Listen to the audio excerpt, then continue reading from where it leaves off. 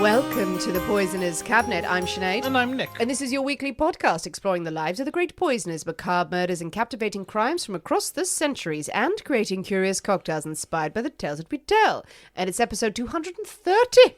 Marvellous. Welcome to the 30s, sir. 30s. How exciting. It's a nice time. Well, it was a war, so... Yes, there was. So apart from that, it was a lovely time. Also, well, yeah, this is not actually going to be a war. It's not actually a period of time. It's just a number. But fine. Assign what you want to it. How are you, Nick? Ticking along. Ticking along.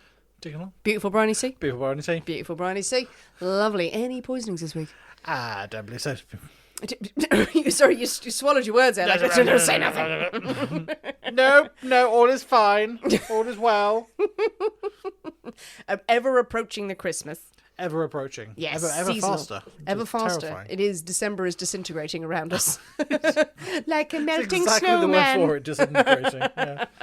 Soon the sweet release of holiday and lying down Not a soon bit. enough. No, you're busy. You're in retail. Aren't It's you? busy. It's busy time. Oh, well, we should say thank you to all retail workers out there, all of our listeners who work in retail, because it's a hellish time for It's you. not a fun time. People are awful. People are awful. People are awful. Delivery drivers and obviously everyone working in emergency services at the moment, because God bless you and various gods bless you. Whatever you need, take it. Take our money. As we are approaching the Christmas time, just as a note, we always take a little seasonal break so we can have a bit of a rest over Christmas, but we have some special content that will be coming out. We will reveal all soon. Our Patreons already have a hint of what's happening. But we do need suggestions, if you have any, of what we can do for our nearest to Christmas episode. That's coming out on the 20th of December. It's Nick's episode. Ha ha ha ha ha. Yes. Tell me what to do, because I have no idea. So give me ideas, everyone. What Christmassy stories haven't we done so far? Is there anything Christmassy? Because otherwise it's just going to be a story. Yeah. So it can be something like a big case. It could be not Christmas related, but is there a big the first story? the first Christmas story you did was Jack the Ripper. We did Not Jack the particularly Christmassy. No. But it was big. It was big. No, that was the second one we did. What's the first one we did? First one we did was quite Christmassy. Oh, was it? Okay. I did a Tudor Christmas. Yes. Roos being boiled in a pot. That was it. Yes, and then I got to talk about lovely Tudory Christmassy traditions, which I love, Nice. which I do love. Maybe we can visit some Christmas traditions from years gone by, but we need a case in there as well. We will research something, but your help is always appreciated. Well, speaking of poisonings at Christmas and needing people to help us with that, I think it is time for us to thank our delicious Patreon subscribers. Yes, indeed. And we have a new bumper crop this week, so thank you very much, everyone. Thank you. But first, we must say thank you very much to Aunt Gordon's Professor of Dildomancy. Wow. Oh. We're off to a good start. Yeah? We don't see these names, actually, before we read them out. It's not like, this is real. Okay, well done. Well done, you. To Alexander Trimble. To Jodie Bowen. To Heather Gordon. To Witchy Wonderland. To Schwartz. To Rebecca Mack. To Sarah L.L. To Lorelei Keller. To Trisha Wisebaker. And to Cerulean Blue. Aww. Thank you very much, you lovely folk. Thank you so much to everyone who's joined us on Patreon. Lovely bumper crop. It does get near to Christmas and we have some great stuff going out. We had fun on Patreon this week. We told a story of a hex. But that was not a hex, but maybe it was. Maybe it was. Yeah, one Maybe of those. It wasn't. One of those oldie-timey, actually sat in the Appalachian Mountains, yeah, but someone who believed a witch was after them, and it led to terrible, terrible things. Terrible things. Yeah, it was very grim. If you want to know what the hell we're talking about, please do consider joining us on patreon.com/The Poisoner's Cabinet. This is where you can support the show, and you will be rewarded with bags of extra content. That's extra episodes every single week. Higher tiers, we get gift packs and extra monthly episodes, behind-the-scenes content. There's all sorts of stuff that we put out. Yeah, videos, chats, just a book club is coming up as well. We're doing a Christmas Carol for book club. Oh yes. Yes. Wow. You don't come to book club. No, I don't. You're the horrible person at book club who never turns up. No. And then you sometimes turn up with wine and Occasionally go, I go, hello. But most of them I'm asleep. Yes, most of them are asleep. So we get to read A Christmas Carol, which is a classic. And it is mercifully short, apart from the 5 pages that Dickens goes on about that fucking Christmas table. It's an excellent turkey, though. It isn't. Do we need 5 pages of it? Yes. That's the rest of the story is brilliant. It's brilliant, but it's also like, oh, god damn you, Dickens. And the sprouts were Resplendent they were. resplendent. This is the stuff you could be getting in on Patreon potentials. a lot of sprout chat. It's great. Oh, yeah. Yes, do join us on Patreon if you're so inclined. It's a great way to support us and any creator. There are so many creators out there who are joining Patreon, and they all have different outputs and creativity and causes as well. So it's a nice place to go and browse if you're able to. It's completely flexible, so you don't have to stay with us. You can cancel after a time if it's not in your budget. But we'd love to see you there. Well, Nick, are you ready? Okay. To drink cocktail, talk about poison? Yeah, probably. Oh, we can drink poison, talk about cocktails. Yeah, fine. No, yes. We're raring to go. Whatever stops this. I fancy a cocktail. I'm in the mood for a cocktail. I'm in the mood. I suddenly got bounds of energy. Lucky you. So kill me with a cocktail. Brilliant. Calm me down. Okay. Should we go with the first one? Let's do that. Yay! Hooray, hooray, hooray. It is Nick's story this week, and we can't possibly have a story without a cocktail in hand. As you know, dear listeners, every week we choose a secret ingredient that is inspired by the tale that we tell, and it will flavour our cocktail of the week. Nick, this week's secret ingredient is a stables. A stable or stables? Stables. Stables. A stable. The many stables. Is it a plural or just a single? Or? I did ponder this actually. I don't know. I mean, would a stable indicate a singular horse? It would, I think. So stables for multiple horses? I don't know. I don't know really. Okay, well, it's a stable. I don't have a number of horses to give you, I'm afraid. Okay, but there's a stable but involved. there are some stables involved. Is it the story of Jesus? Because No. that would be quite Christmassy. It would be quite Christmassy, but actually not. His poisoning with myrrh. With stables, then, as your ingredient. What have you come up with? Well, I did ponder stables. Yes. I sat there and pondered upon a stable. You pondered upon a stable. Pondered right. upon a stable. What monstrosity? So we are having Right. Mm-hmm. a high horse. A high horse. Well, that's why horses live in stables.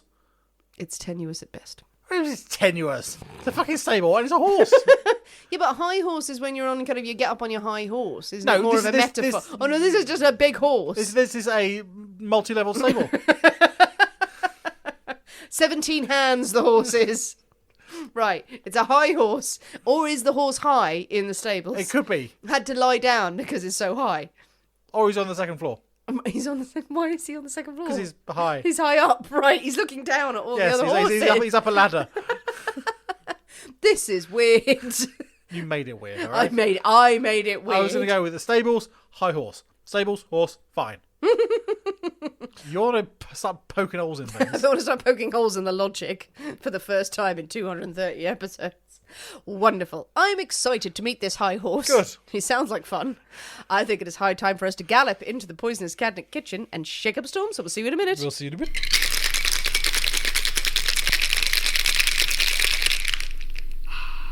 And we're back. Hello. So, Nick, the high horse. Yes. And I should have said canter into the poisonous cabinet kitchen. Galloping such a short space actually would have caused chaos and destruction.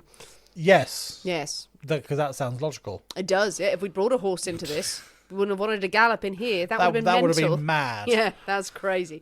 Anyway, the high horse, it looks resplendently brown. Brown. Oh, it looks brown, which I'm excited for. And I know you don't have any bourbon, so that's one thing. Because I asked for some when I came in. Just demanded bourbon. Just, As that's she what I do. walks in the flat, give me bourbon. Give me whiskey. But it looks very pretty, very full actually. Ooh, yeah, okay. Well, I'm excited. High hopes. High hopes like the high horse. Ooh, it smells good. It's interesting aromas. Interesting. Is many aromas, yeah. Many. Oh, okay, right. At least well, 2. Merry Christmas. Very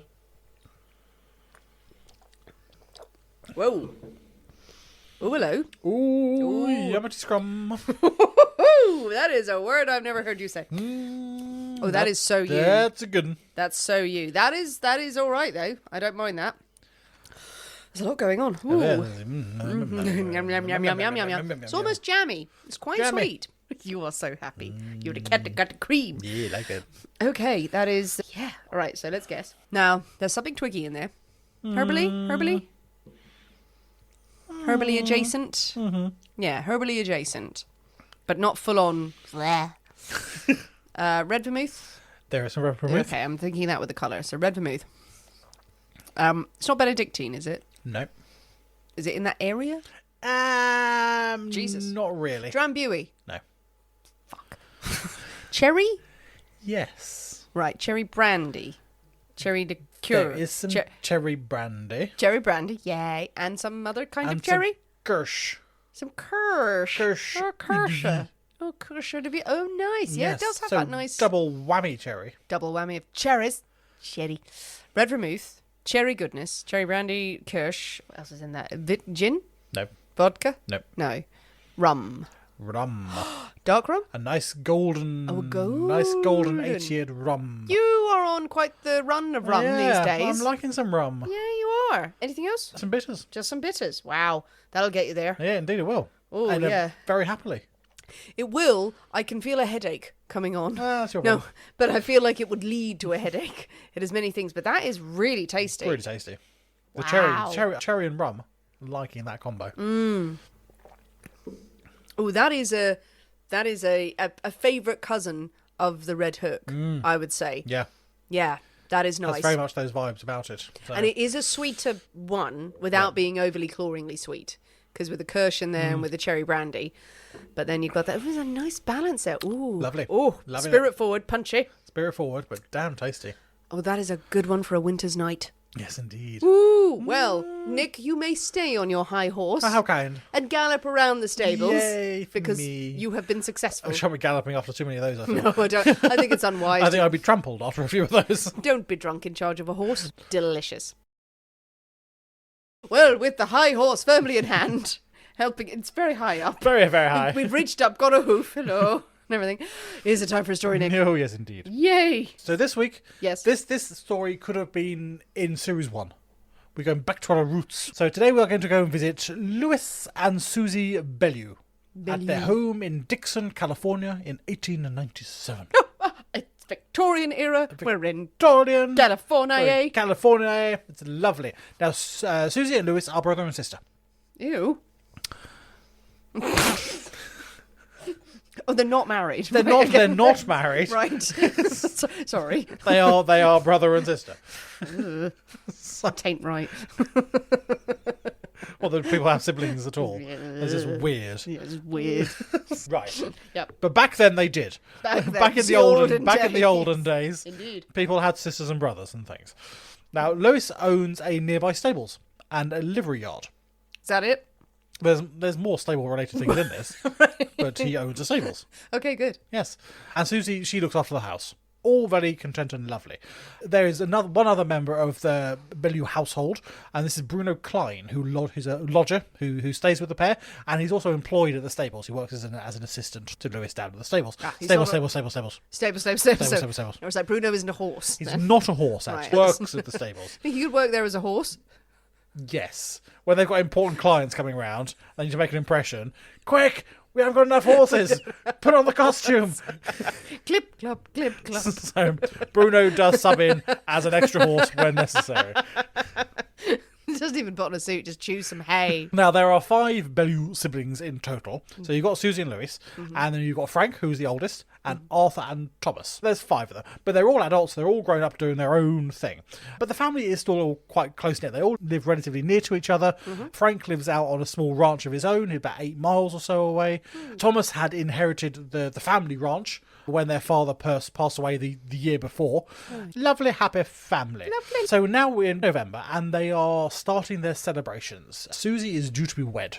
Oh, to be wed. She's There's due to be a wed. wedding. She's going to be a wedding. Her wedding is actually going to be later that week, and she's going to marry a chap called Charlie Eamon. Eamon. A week after that, Louis is to be married as well. There's a whole raft of them, and he's going to marry a lovely lady, Clara Ferguson, and everyone is delighted in high spirits. Yeah. It's all going so well. It is For going the so well. Belew family. They're all going to get married rather than just being siblings. Exactly. They don't live in the same house anymore. They can do their own thing. Yes. Exactly. Lovely. So it's early morning on Monday the 8th of November. Aha. The night before, on the Sunday, the family had gathered for dinner with their various fiancés and wives and things, and it was a big old lovely affair to start the week of celebrations for the upcoming wedding. Nice. But before that now, there's still work to be done. It's now Monday morning, so Louis and Bruno, they rise relatively early and make their way over to the stables to start the day's work. So mucking out the horses. Feeding horses, blah, blah, blah. Feeding Bruno. Feeding Bruno. Taking him for a run around the yard. Getting him fitted for his costume for the day. While Susie stays at home and she starts her chores of the day. She's cleaning and cooking and she's preparing. The first thing she does is prepare breakfast for the household. Yeah, girl stuff. Girl stuff, indeed. After the horses are fed and tended to, Lewis leaves Bruno at the stables and he returns home for breakfast. And he and Susie sit down, have a nice meal together. He returns to the stables and sends Bruno back to the house for his breakfast. So that morning, Lewis returned home to a tasty breakfast of eggs, mush and potatoes. Eggs mush? Eggs, comma, mush, comma, potatoes. What? I mean, eggs mush would be just bad eggs, enough. Eggs, mush is his own thing. She's very much sandwiched that between the eggs and the potatoes. What are you having today? It's eggs, mush and potato. Whoa, and go some back coffee one. as well. And some coffee. The coffee's least of his problems. Yes. So mush, I googled that. I thought mush. Well, would that be like it's grits? It's like a cornmeal porridge. But like grits. I don't know what grits are. So grits are like that. So it's Then like yes. it's like a porridgey kind of. Porridgey. It's not porridge. It's very. Everyone knows what grits are. That knows. Then It's very hard to explain. It's like that, but they call it mush. Well, maybe it's not grits. Maybe he was hoping it was, and she's just fucking flipped out on the plate. She's like, and eggs and lovely potatoes and just gravel. Apparently, he's not surprised by the mush. So it's obviously He didn't see anything untoward. He didn't see untoward with the mush.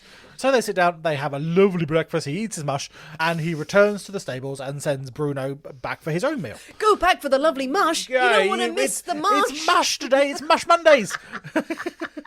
Your mush is getting a skin on it. It's getting cold or warm or whatever you don't want it to do. We don't know what to do with it. We don't know which way it goes. There's a whole side of bacon. I Run, don't understand. Bruno, run! So Bruno arrives back, looking forward to his mush. Salivating. And he opens the front door and he is surprised to see Susie. She's lying on the sofa and sort of clutching her stomach and she's in obvious distress. Now, she's not usually one to be complaining about such things. She's like, get on and do with it and just power through type of lady. Ate too much mush. But now she's really suffering. And Bruno is sort of like, anything I can do. He said, no, I'll be fine. Go and have your breakfast. He's in the kitchen. I'll be fine. So Bruno goes, okay, fine. Leaves her to her resting and goes and has his own breakfast. He wolfs down his meal. He wants to get back to Lewis and tell him that Susie's a bit poorly. So he doesn't hang around at all. So he eats pretty quickly and then he runs back to the stables. By the time he gets back to the stable, he finds that Lewis is exhibiting similar sort of symptoms. Then he's in the stables and he's not in a good way, clutching his stomach, terrible stomach cramps, starting to feel really, really nauseous. Yeah, exactly the same symptoms as Susie. And Bruno must be feeling a bit nervous now. He's probably feeling slightly uncomfortable and slightly, what's going on here? Now but we've all eaten the same food. So Bruno summons Dr. William Trafton to come and take a look at his employees.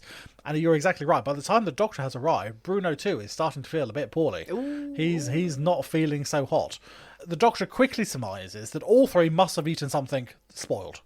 Something rotten, something off that has caused this internal distress. You didn't use fresh mush? Yes. Now the doctor examines their vomit. Jesus. As doctors, yes, yes, fair. Sorry, fair. I have an image there of Bruno and it's like, once he pukes in his face, he's like, I'll just look into this. Yes, Thank you. Perhaps I have a bucket next time, maybe. The doctor carries out his examinations, and in the vomit, he finds traces of sauerkraut from the previous day. Okay. From their evening meal. Fine meal. That explains it, says the doctor.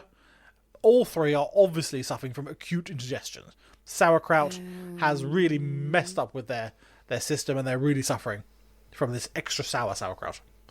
Extra bitter, extra pickly. Well, it is fermented. Indeed. But it's meant to be good for you. It's meant to be good for you. So but perhaps, if you're not... So perhaps the sauerkraut has gone sour or something, but he thinks this is the reason why all three are feeling so bad. Okay. So the doctor orders rest, gives them a bromo seltzer Nice. to try and settle the stomach. Doesn't seem to have much effect, really, at all. It seems to be... It does nothing for any of the three patients. He gives Susie another medicine. We're not sure exactly what it is, but it sounds like it's probably some sort of painkiller. Pretty much straight away, she starts to perk up. Oh, okay. She sort of comes around. The stomach cramps subside. The nausea sort of goes away. But it's very, very temporary.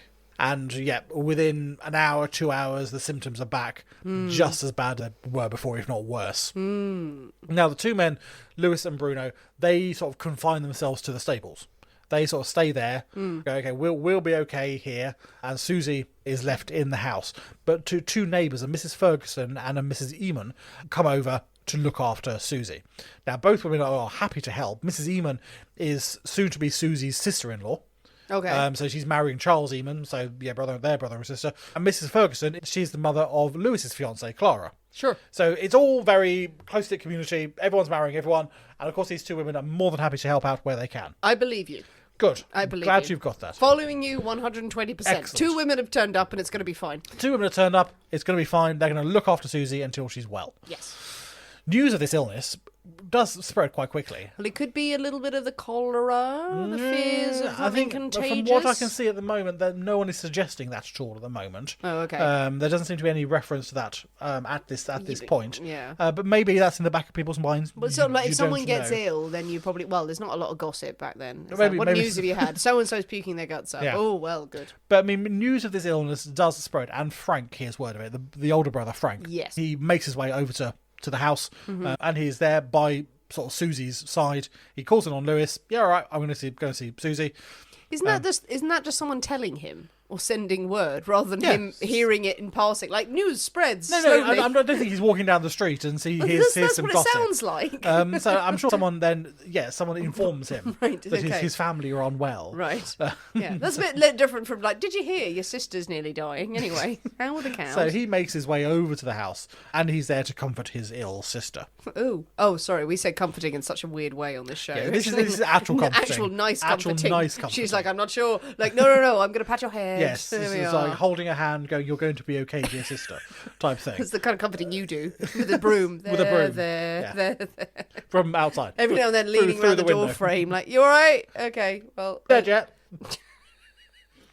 Now, over at the barn, Lewis and Bruno, sort of in between sort of groans and vomiting, sort of trying to figure out what's gone on. What could they have eaten? It wasn't the sauerkraut. It couldn't. We've had that sauerkraut time and time again. Not that. What could have caused all of this? So. Imagining those two, like, propping themselves up against tables and intermittently going, what could it be? Yeah, what could it be? What could it be? I don't... Pretty much. But Lewis, he straight away he thinks something untoward has happened. He Good for thinks him. they've been poisoned. Good. He is straight away there, and he thinks he knows exactly who has done this. Well, he has his suspicions. It's one of 2 people. The horse. He thinks it's either a chap called Walter DiCarlo or another chap called Harry Allen. So those are the 2 suspects. Now, Walter DiCarlo, he is a known thief and a known liar in the area, and he had recently been convicted of perjury based on Lewis's evidence. Lewis had testified against him in court for lying, basically. He's lying. So, What if you're lying? This is confusing. So Lewis, that must be it. I mean, yes, Walter is serving an 8-year sentence for perjury, so he must have lied about. I don't know what he lied about, but it must have been something pretty significant. The sky is blue. Yeah, but Lewis is convinced that he's got one of his henchmen on the outside to sort of to do him in, Okay. to poison the well or some such. That has to be it. The paranoia would sink in, isn't it? Yeah, absolutely. Or he thinks, if it wasn't him, Yeah. Harry Allen, another chap called Harry Allen. That Harry. I've never liked him. Now, Harry was Susie's ex-boyfriend. Ex-boyfriend. And he hadn't taken it particularly well when the pair had split. And less so when Susie announced her engagement to Charlie Eamon. Oh, okay. So Jilted ex. Jilted ex. And also Harry knew that it was Susie's brothers that had persuaded her to call things off with Harry. Oh, okay. They had been quite against him. Oh dear. And now Harry, he was a ranch hand.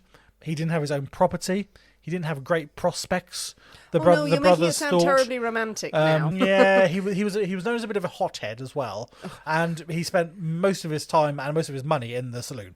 Yeah, girls hate that. Yeah, I mean, girls absolutely hate that. Just a guy who just uses his hands all day, works the field, mops the sweat off his brow Yeah. while taking off his shirt. Yeah. It's like, I can't be tame to one sort of job and everything, and just slings back whiskey. Oh yeah, he sounds awful. Yeah, I mean, girls hate that.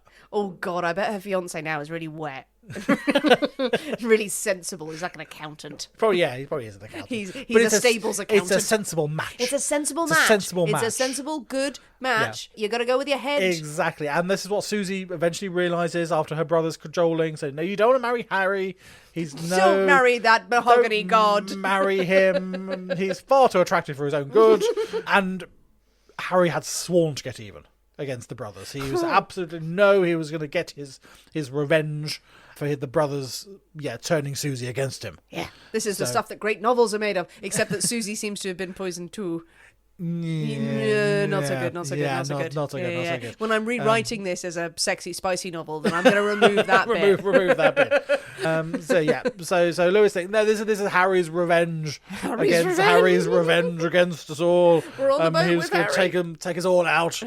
Oh Jesus! All right. Now I love it. Yeah. Now back at the house. Okay. Mrs. Eamon had raided the kitchen. Susie needs something to regain her strength. She's to be fair, I'd be doing that. Yeah, exactly. She needs something. She prepares some lovely beef broth.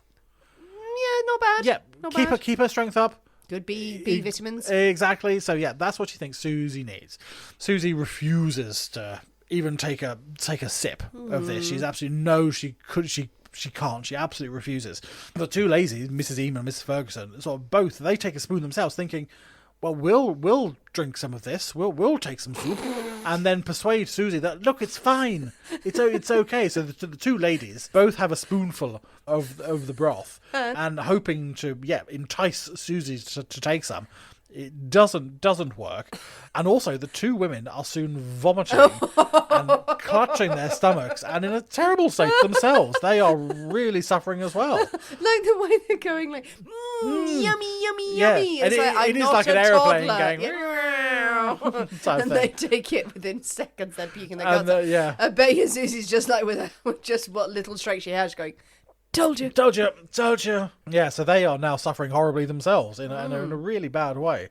Well, what ingredients have they got though? So whatever's got into breakfast and gone into the broth, there's a basic ingredient. There's something common. There's some sort of a common ingredient. Well, a broth, maybe is there a pot of stock or something? I don't know. Okay. Around 11 p.m. No. News comes that Lewis is unconscious. He's lost consciousness and his blood pressure is dropping fast. Now, Brother Frank rides over to the stables and he arrives just in time to witness his brother die. Shortly after, he says his piece to his brother. Shortly after, he returns to the house and he is told when he gets back, Susie, she's on her last legs. She maybe has an hour or two. She has not. Jesus. She has not got long. Frank sits there with his sister, and she's vaguely sort of lucid enough that they speak about how happy. I know it's really sad, but they think how happy that both Susie and Lewis were going to be there. I mean, Susie was due to be married in 3 days' time. Lewis the week after. I mean, no one has the heart to tell her that Lewis has died. You wouldn't. No, you wouldn't. So thankfully, people keep that to themselves. Yeah. Lewis is going to be fine. He's going to be fine. Lewis is going to be absolutely fine. Oh, there he is, out riding his horse. He's out riding Bruno. Exactly. He's he's absolutely fine. At around 5 o'clock in the morning on Tuesday the 9th, Susie Belew dies. Jesus. Everyone's attention is then turned to Bruno. He's in the stable, and he's suffering horrendously as well, but he's still hanging on in there. Yeah. Now he has a strong constitution. He's a hard-working young chap. Yeah. He ate later. And he ate later. Not as much, and he does pull through. Okay. He starts to regain his strength, and eventually he makes a full recovery. And it is indeed. It's put down to that he ate relatively little of the breakfast because he was so concerned about Susie and wanting to get over to Lewis. A couple of mouthfuls. That's all he ate because he wanted to get back to the stables to tell Lewis that his sister was ill. So he didn't eat a full breakfast, and that's probably what saved him, that he hadn't eaten as much as the siblings had. Doctors had now come to just about realise that this probably wasn't indigestion. That doctor going, it's a sauerkraut. It's still the sauerkraut. It's still the sauerkraut. I'm just going over to Bruno. Did you have the sauerkraut? Did you have the sauerkraut? Tell him that was the sauerkraut. An inquest is started the very next day. And the county coroner, Mr. Tull, he is in charge. though it becomes very quickly apparent that no one is willing to say anything until they've actually got some evidence. Fair. So samples are sent away for analysis. Nice. So we can't make any declaration or confirmation until we know what's happened, until we've had these results and these tests back. Now, Bruno, he's just about with it enough to tell of Lewis's suspicions against Harry Allen and against Walter DiCarlo. He's able to remember these conversations they had while they were both near death's door, and he relates these to the coroner's court, and they go, oh, okay, right, we've got some clues. And a high school chemistry teacher, nice, and Mr. Grinstead. That is such a teacher name. Exactly, who I'm sure taught me at school. But it is, you're right, it's such a teacher name. Such a teacher name. He is dispatched to run tests on the well that serves the house. The well? Has someone been there and poisoned the well? Ugh. He takes samples of the water of the well. No, the well water is absolutely fine. Yeah. He's then sent into the Belew's house. Okay, test everything. Test pretty much everything. Whatever you can in the kitchen, test. See what you can find. One of the first samples he takes is from a large water kettle that sits on the stove. Right. And it sits there and it heats water all day, just constantly, and it's a constant source of hot water. The coffee and everything. The coffee, the mush, the broth, everything is there.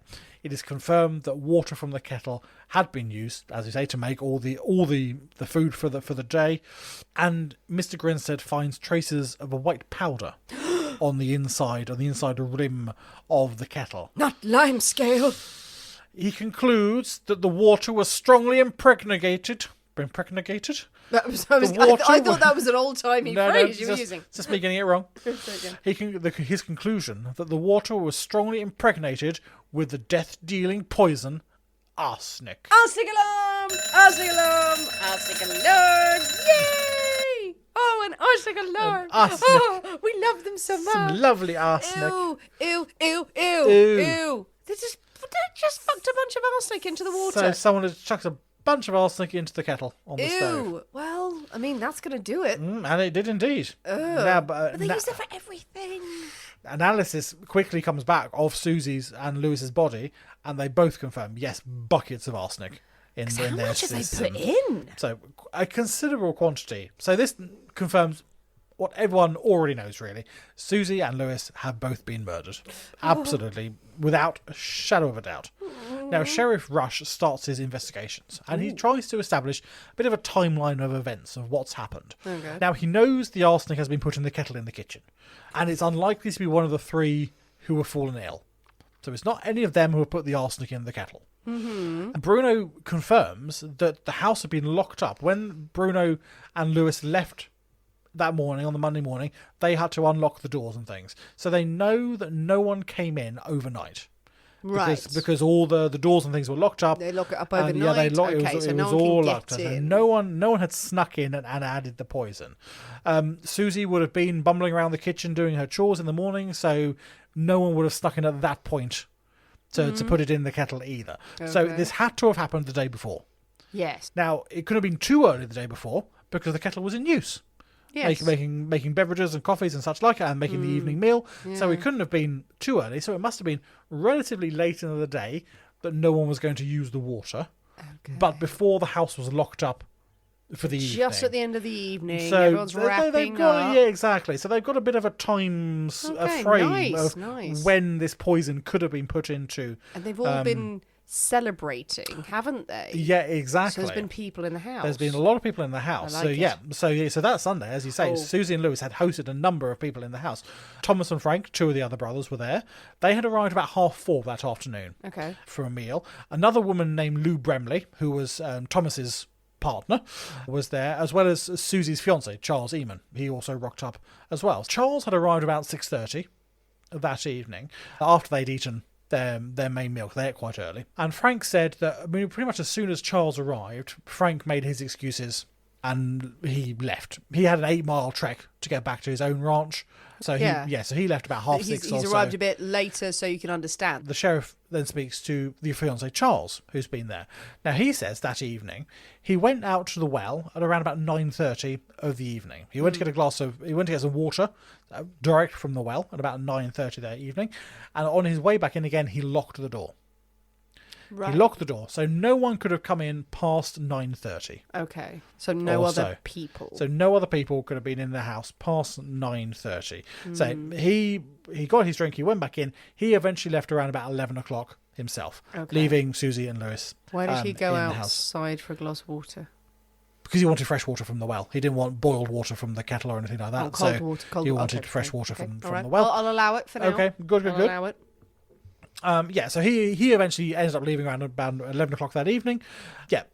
And the door had been locked since 9:30, so there's no way anyone could have got in after 9:30 to add the poison. What are the guests? Now, so when Frank was asked about what he had done after he left the house, so he left the house apparently around about 6:30, he said that he would have returned straight home. But others started coming forward to saying that they'd actually seen Frank much later in the evening, still in Dixon. He had gone to a couple of bars, saloons. So fair enough. But why did he say he went straight home when he'd actually been a couple of hours? So people were going, I suppose at the time it's more like, I went straight home to say my prayers. Yes. I went to these 6 bars. By now, papers have started to get hold of this story. 2 dead people, that's a brother and sister of a respectable family. Always going to make the headlines. It is indeed. And reporters from San Francisco, they are arriving pretty much hourly. They're arriving by the busload, and they are interrogating anyone they can find. They're just walking down the street and going, "You, answer me these questions. Answer me these questions 3." They're like, "What? I don't want to cross a bridge." Why? So they are asking. I guess that's what you did back then. Do you know these people? Do you know these people? What's going on? What's going on? Give me all the gossip you've ever heard about these people. While this is happening, the authorities are there. They are giving out very, very helpful quotes and reports and comments to interviewers as well. Now, the district attorney, a chap called Mr. Delvin, told a newspaper man, "One thing is certain, the poison did not get in of its own accord. Someone put it in there, and that is what the officers have to find out, is who put it in there." Thank you, Mr. Delvin. For your criminal insights. That's one of the best ones. That is padding. That is a man who's been shoved in front of a reporter. Desperate of something well, to say we know someone. one thing. The poison didn't walk in here by itself. Someone did. That's what we've got to find out. Oh, thank God he was here to tell us all that. What exactly mean thank God? All the reporters running to the nearest telegraph thing going, "The poison didn't get in by itself, boys. This is an actual person we're dealing with here." Now, but I mean, by the end of the week, say the reporters, they are like locusts, talking to anyone and everyone. The police, less so. They're taking a slightly more sort of lackadaisical approach to the whole thing. We'll have a chat with someone. Oh, it's Harry. It was Harry Allen. Oh, we were suspect. Yes, Batman. We'll get around to talking to him at some point. But by the end of the week, the San Francisco Call paper, they seem to think they know exactly who it is. Okay. They've done their research. Their reporters have spoken to everyone in town. They know who did it, they think. They know why they did it. And did they have actual evidence? No. But we've got a good story. Absolutely. And that's all you need, really. But they had done their digging. They had done their digging, and they had to come up with something interesting. Right. They discovered that when Belew Sr., the father, had died the previous year, he chose to bequeath his life insurance to just 3 of his 5 children. So he had a $7,000 life insurance policy. Tasty. Susie received $3,000. Lewis and Arthur each collected $2,000 each. Now that leaves Frank and Thomas without a penny. Thomas had been given the family farm by his father. Frank has nothing. Frank had been left out of the will. He had been left out of everything. The eldest brother, the one who had rushed to his sister's bedside, had received nothing. Why had he been cut out? And that's probably time for a break. Oh my God, it is. Nick, we have our drinks. We do. I made another one of those. You did. It's lovely. I'm excited for the story. Excellent. It's probably, it's who done it, Agatha Christie. It's like everyone was at the house and then there was poison and who would possibly want their family dead? But Frank? Not the Frank. Local gossip revealed that Frank was a bit of a black sheep of the family, it turns out. He seems to always be in some sort of trouble, had been for years, really. So much so that his father had cut him out of the will. It was also discovered that after Frank had married in 1888, his father had in fact gifted him $1,100. Sizable. Yeah, it's a sizable sum indeed, in the hope that his wayward son would sort of, make a go of things with his new family. And Frank used this money to buy his own little ranch just outside Dixon. It's not a patch on his father's place, but still decent. But now his younger brother owned that place to his father, and Frank, he had grown sort of quite bitter about what he saw as the unfairness of how things really had gone. Not taking into account that his father had given him $1,100 to buy his own place and stuff like that. Make your own way, mate. Make your own way. Not taking that into account, when his father died, he didn't get anything. So he saw his rightful inheritance going to his siblings, and he was not too happy about it. But rightful inheritance is a very, very loaded phrase, isn't it? Well, indeed. Rightfully, why? I'm the oldest. I'm the oldest. Have you done anything to prove yourself there? Yeah, well, exactly.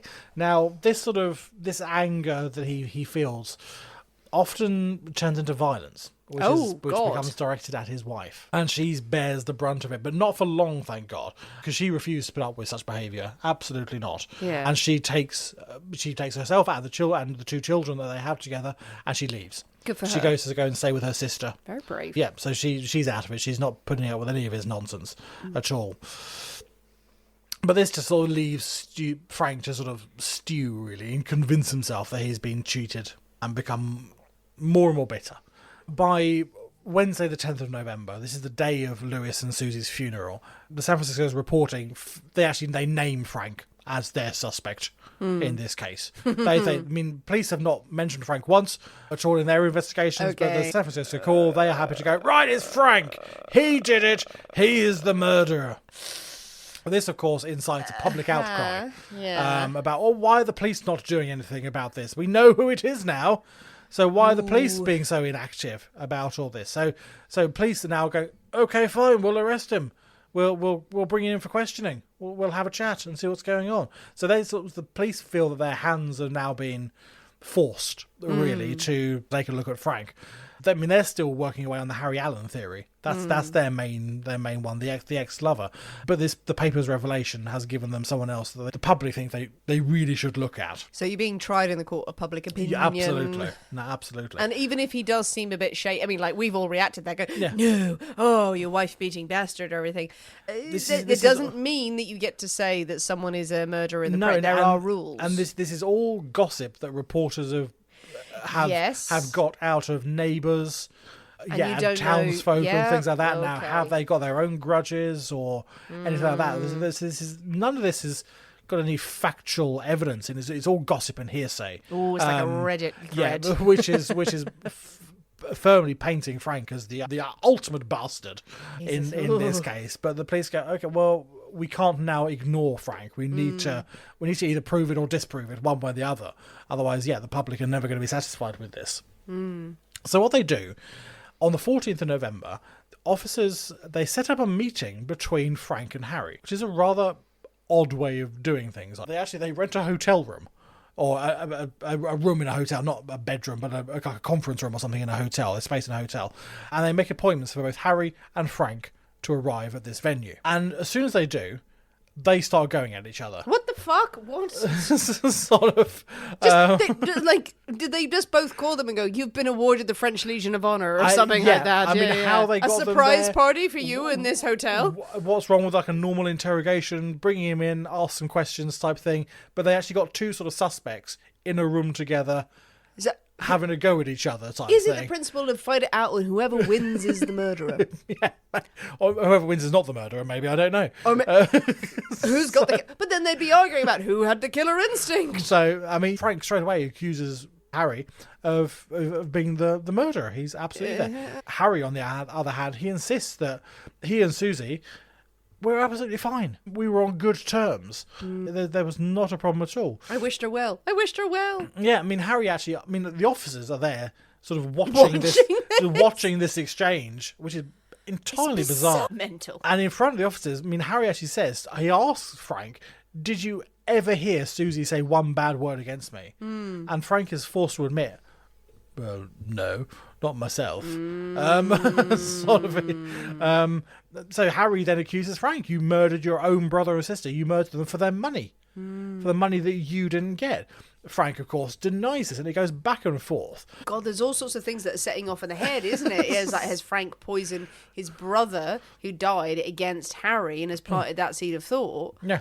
But is Harry lying? Is Harry? No, yeah, I mean, this meeting, this bizarre sort of meeting ends. Just the police sitting there going, and go. And no just writing one shit down. is any the wiser to what has happened. No one's sake. got any ideas.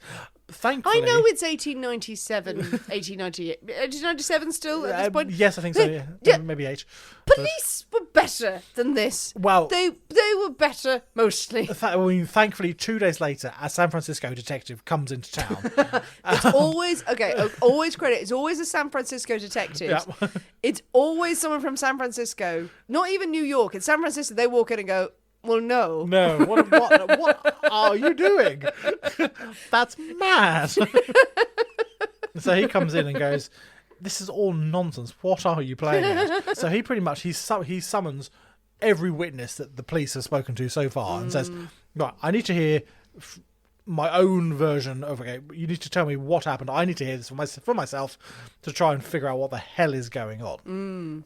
To see what on earth has been missed on this. So he does this, and he listens to, reporter after reporter after report, but still, Frank and Harry are still up there. But neither one is there any concrete evidence linking them to these crimes. Yeah. They cannot pin it on any particular one. And, detectives are like, I don't know what else to do. We've spoken to everyone we can speak to. We've got no evidence. It's all hearsay and circumstantial.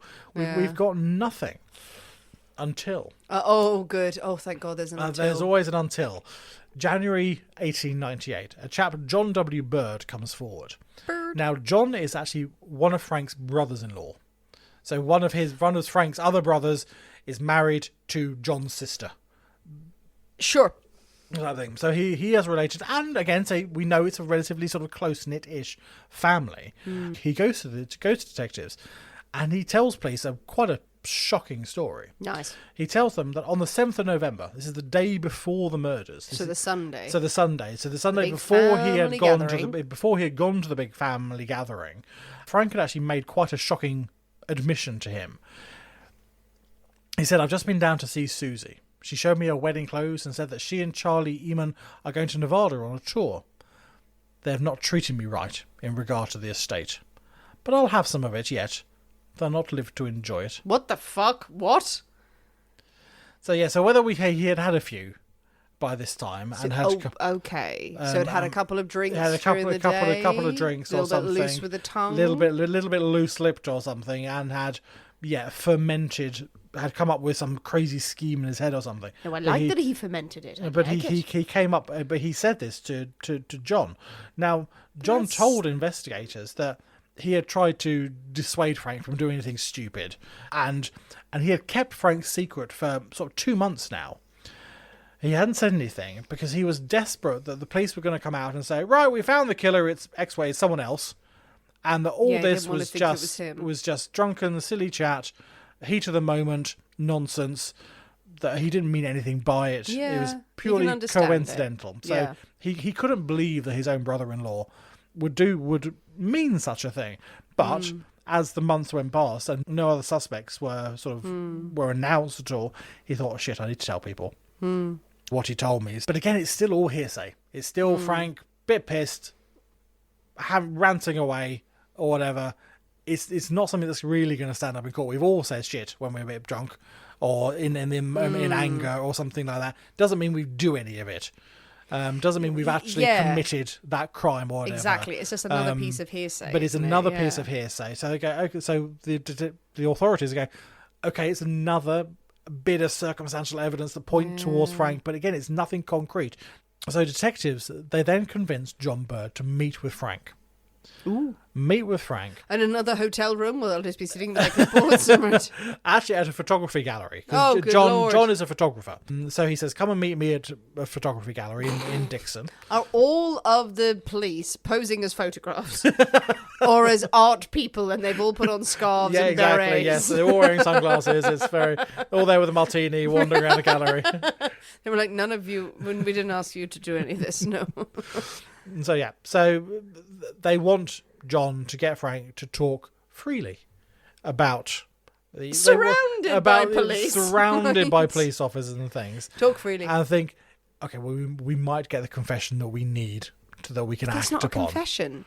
Well, if a police officer overhears someone confess, they can use that as evidence. It's still... So John agrees, and Frank agrees to this meeting, thinking it's just he's meeting up with his brother-in-law. And after some idle chit-chat about the weather and how are you, whatever. And like, what wonderful plant pots you have here. They all move strangely. They all move. They're all in uniforms. It's very odd. It's art. It's art. Yeah, it's art, darling. It's art. John says, well, Frank, you fooled them all in a grand shape in the poisoning case, not to get caught. Frank replied, yes. Oh. Very, very monosyllabic in this. John tried to pry a bit further and trying to get like an outright confession from Frank. He says, Frank, that was a terrible thing, but you would not have poisoned Lewis and Susie if they had treated you right with the estate before, would you? So again, trying to get Frank to say something. Frank only replies, no. So if they had treated him right, he wouldn't have done anything. John persists. They were after you pretty hot for a while. You must have been pretty sick in getting the poison so they're not going to find out where you got it for. They hunted every drugstore in Sacramento and all around.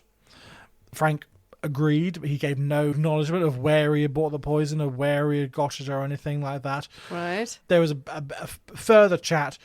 John finishes by saying, it's enough for you and I to know you poisoned them. Frank again answered with a simple yes. Okay, he's chatting a lot for someone who's not been trained. He's chatting a lot of shit. But then again, and Frank's been very monosyllabic about yes, no, yes, no. It does feel like in a public space, I know if you have no recordings and nothing like this, it's a sting operation. You have someone who is feeding someone information. I'm not saying that I don't think he did it. It does seem like all the evidence points to him, but this is all hearsay evidence at the same time. If someone feeding him information and someone just going, it could be just a it could just be a yes. It could be no, agreeing with a weird conversation that's happening, just going, yeah, whatever. That's and in a very strange situation. Yeah, it's certainly an odd scenario, absolutely. But the officer who is listening in, a chap called Constable Newby, he reports what he has heard to Sheriff Rush, and Sheriff Rush is convinced this is it. This is the evidence they need. Okay. He takes it to a magistrate, and an arrest warrant is issued. Yeah. For Frank. Frank is arrested on the 3rd of February at his ranch, say outside Dixon. It's just after 10 o'clock in the evening. The sheriff knocks on the door. Frank cries out, asks, who is it? Sheriff Rush, he identifies himself, and the six other deputies he's got surrounding the house. They're all there. Frank opens the door. He lets them all in. The sheriff explains why he's there, and accuses Frank of the murders of his siblings. Frank denies the accusations. He says this was not me, but he does not put up a fight. He does not make any. We've got 6 deputies around you. Yeah, he goes in quietly. They handcuff him, and he goes into Dixon without a fuss. Wow. Really. In the following days, news spreads that Frank has been arrested for these crimes. More information about his slightly questionable behaviour comes to light. A chap called Charles Hoff comes forward. Now, a couple of years earlier, he had done some work, some labouring for Frank, and he had claimed that Frank had tried to kill him twice. Okay. He's convinced that, Frank had attempted to kill him. First of all, Frank shot the brim off Charles's hat. Nice. He claimed that the shotgun had gone off accidentally. Okay. He was cradling a shotgun. Oh no, it's accidentally that I shot you near the head. Near the head. Like it. Then that night, Frank was serving biscuits for dinner. Lovely. Lovely biscuits. Lovely fluffy biscuits. American biscuits. Charles took a bite, instantly spat it out, It was horrendously bitter and awful. And Charles was quite convinced that Frank was trying to poison him. And Frank was like, my lemon biscuits. Charles quit the next day. Yeah, good for him. And Good ran for him. as Good far for away him. as possible Okay. until he read in the newspaper about Frank's arrest. And he thought, okay, no, I've got Fair enough. I need to come in for this one. On the 5th of February, Frank agreed to talk to an interviewer from the San Francisco Call. He wants to get his side of the story across, let people know what happened. In this interview, he admits that he has poisoned his sister and Okay. his brother. Right. Yep, he makes no qualms about it. Yes, I am guilty. Fair enough. I did it. The next morning, he makes the same confession to the district attorney, saying it's too late now, it's all over, I must stand the consequences. Okay. So he admits it. He admits it. Wow. Frank denies that he had killed his siblings for financial reasons. He says that the estate, anything like that had nothing to do with it. So why? Rather, he claims that while he had always gotten on very well with his siblings, he says they had taken against his wife. That he apparently Well, beat. he said he denies those accusations. Right. He denies those accusations. He says that, Lewis and Susie took against his wife. He says they spoke evilly of her on that, and that he loved her dearly. He loved his wife dearly, and he could not stand that his brother and sister took such umbrage and mistreated his wife so harshly.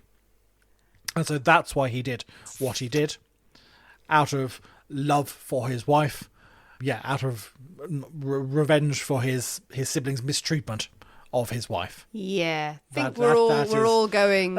We're just waving a red flag Yeah. across the universe. There, He says that it is. I did this for my love of my wife. He says that who's left you? Well, he says that it's this mistreatment by the siblings that have caused the wife to leave. That Of course it's their fault. It's their Yeah, fault it must be that my their wife fault. has left me. Ew. Because they were so nasty towards my wife. Frank reveals that he had taken a package of rough-on rats. Yay! It's rough on rats. It's rough-on rats, but he had it lying around the ranch for years. He said it had As been he on would. a shelf. He took it to dinner that Sunday evening, and while people are coming and going, he slipped into the kitchen and he emptied the contents into the kettle on the stove. As anyone who felt that they had been slightly pissed off by their relatives Yes. would, apparently. Yes. Don't. Who I anyone- know it's Christmas, people, but people are going to get political at dinner. Don't poison Yeah, them. anyone who apparently gossiped nastily about my wife, I'm going to add rat poison to your water. He then returns to his family, chatting as if all was well, everything is lovely. Now, Frank's wife, she returns, along with his two brothers, Tom and Yes. Arthur. They visit him in jail and going, "This can't be true. Are you mad? What the hell have you done?" He confirms, "Yes, I did this." But when they try and press him about, well, for fuck's sake, why? He silent. He refuses to. He just says, "I did it," but he doesn't give He them admits doing it, information. but he will not give them reasons as to That's why. weird. As to why he did it to his wife and to his brothers. That's weird. His arraignment is set for the 24th of February. He initially pleads not guilty, but soon realising that his planned insanity defence ain't going nowhere. No. 5 days later, he changes to guilty. Okay. He pleads guilty. He is sentenced to hang at Folsom State Prison, and on the 16th of June at 10 a.m, the trapdoor springs open. 11 and a half minutes later, the doctors pronounce Frank Belew dead. Wow. There's a story of the murder of Lewis and Susie. Susie and Lewis. Susie and Lewis. Delightful Lewis and Susie. siblings. Yeah, it sounds Murdered like... by their brother. Yeah, much worse version of Rosie and Jim. Yes. Oh my God. Oh, that was a roller coaster. Roller coaster going on there. Roller coaster. That was proper Agatha Christie. That was good. Oh, on the ranch. Oh, wow. Yeah. Yeah.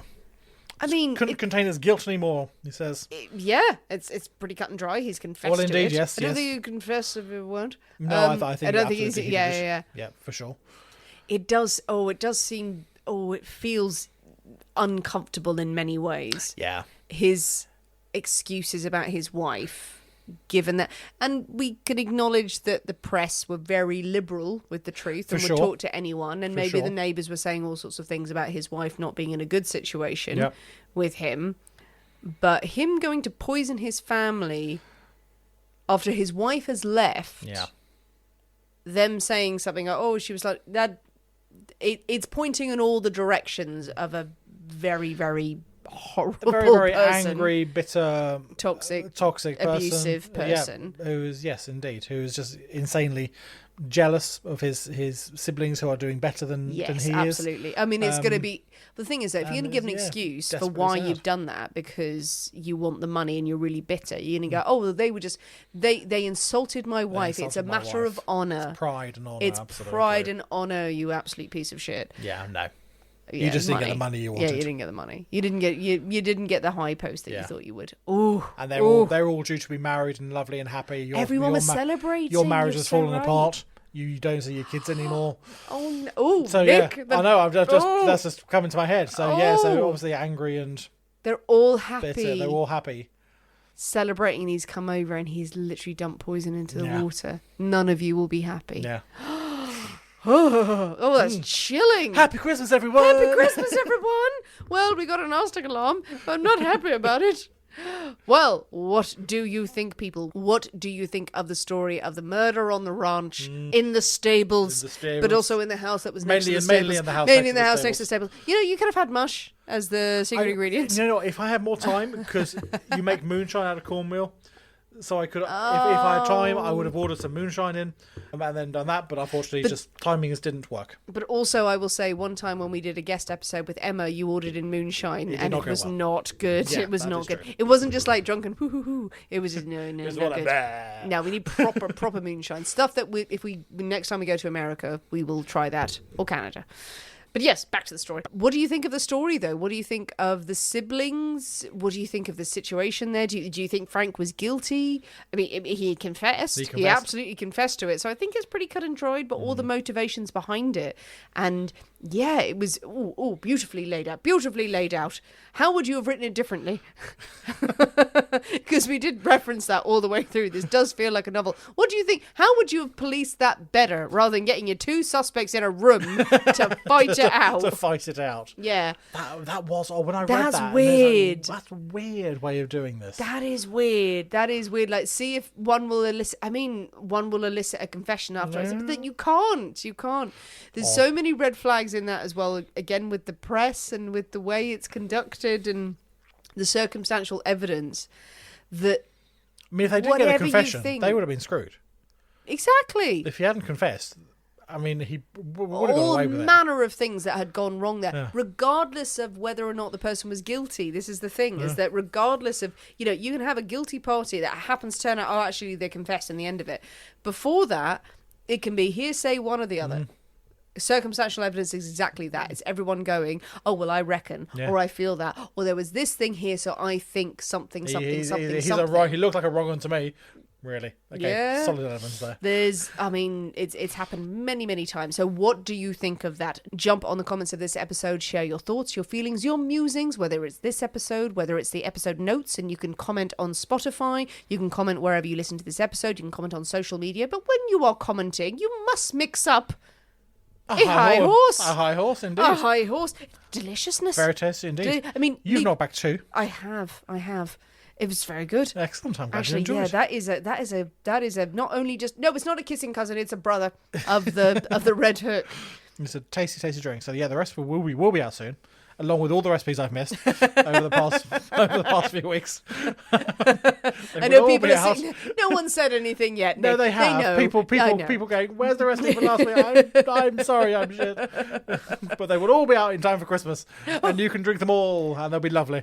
We'll do a bumper pack, but this is a great drink for Christmas, for the winter season as well, into January as Definitely. well, particularly because it will warm the cockles of your heart. Mix one of these up as you're musing your theories. Have one. Write your comments beforehand and then have one, then write some more comments, but don't write any after two, Dangerous. because it could get heated. Oh, it could get fun. I mean, we'll read them. It's all fine. We love you. It's all good. Remember to tell your friends about the Poisonous Cabinet and keep sending us suggestions of more stories we can be covering in the future, particularly anything Christmassy related or just a big episode we can end the year with before we take our seasonal break.